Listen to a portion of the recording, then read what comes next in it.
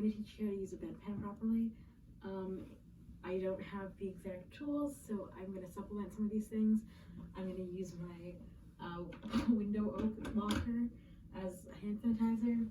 I'm going to use a biotin as powder, just a napkin as the toilet paper. I'm reusing the same gloves for gloves, a little basket as the bedpan, and a bag for the bedpan cover. So first things first, I would walk in and introduce myself to the patient, say, hi, my name is Melissa, I'm going to be your nursing student for the day. I'm going to assist you with your bedpan if that's all right.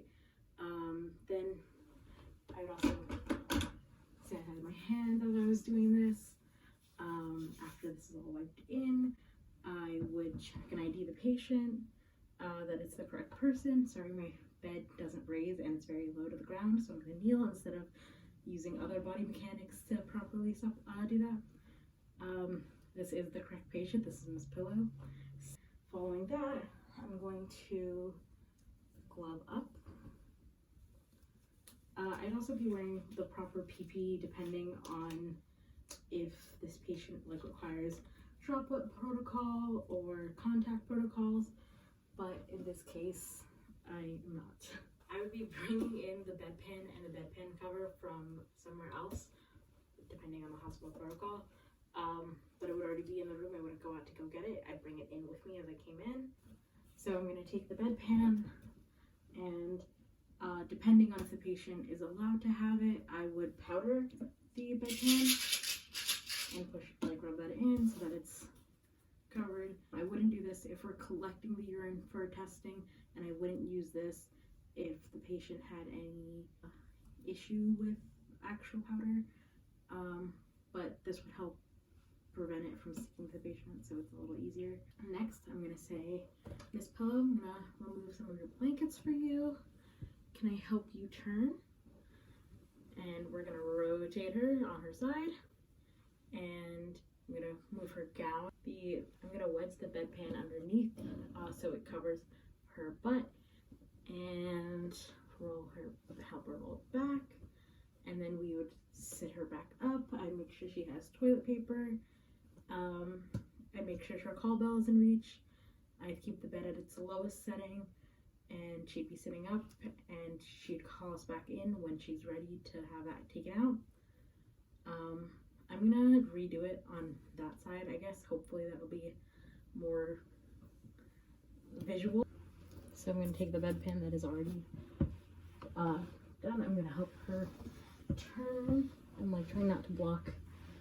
I would put the bedpan, I'm assuming it's crack is her butt, underneath her, and then we'd help her get on top of it and sit her up in bed, and then I'd cover her up so she's a little more comfortable. Make sure she has toilet paper near her and a call bell.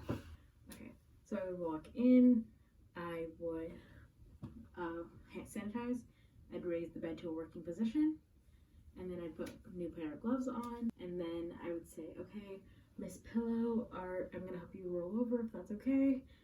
And she's gonna go and she's gonna grab the side. I'm gonna take out the bedpan. I'm going to wipe her butt. I'm gonna dispose of the paper towel in here unless we're collecting a urine sample, in which case I would dispose of this some other way. Then I would help the patient roll back over onto her back, cover her up, being sure not to use the contaminated hand that we used to wipe. I would take the bedpan cover it, and go to the restroom. And at the restroom, I would dump the contents of the bedpan. I would take this off, dump the things into the toilet, rinse it, and then store it in the room for later use.